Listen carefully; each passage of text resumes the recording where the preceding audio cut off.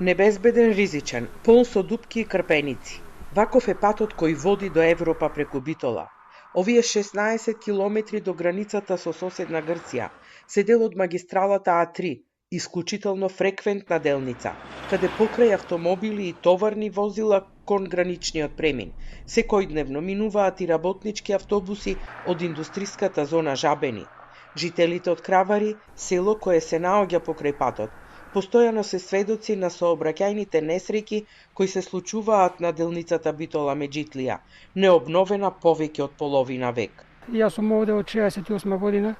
Овој пат тогаш беше само чекалиран и го асфалтираја. Од тогаш до сега нема воопшто ништо, да речеме, понекогаш може ќе дојдат во годината еднаш некој дупка да пополнат тука и си заминат. Што се знае за колите, не чине. Опасно не чине работа, не можеш ни да возиш како што треба.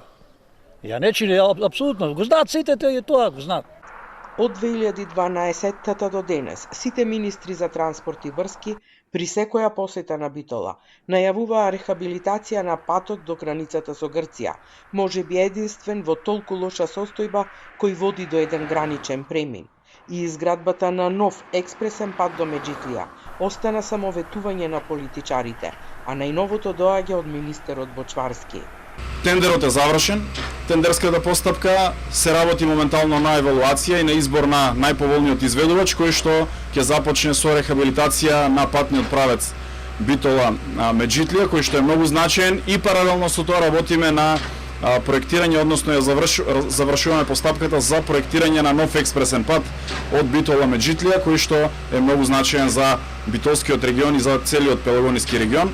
Не само патот до Меджитлија, веќе 3 години слеп колосек е и пругата која требаше железнички да го поврзе Пелагонискиот регион со Грција. Иако 17 километри беа обновени со европски пари пред 3 години, ВОЗ се уште не поминал. Бочварски вели дека завршена е експроприацијата, во тек е пренамена на земјиштето, а оваа пролет очекува да биде извршен технички прием на пругата и да биде ставена во функција.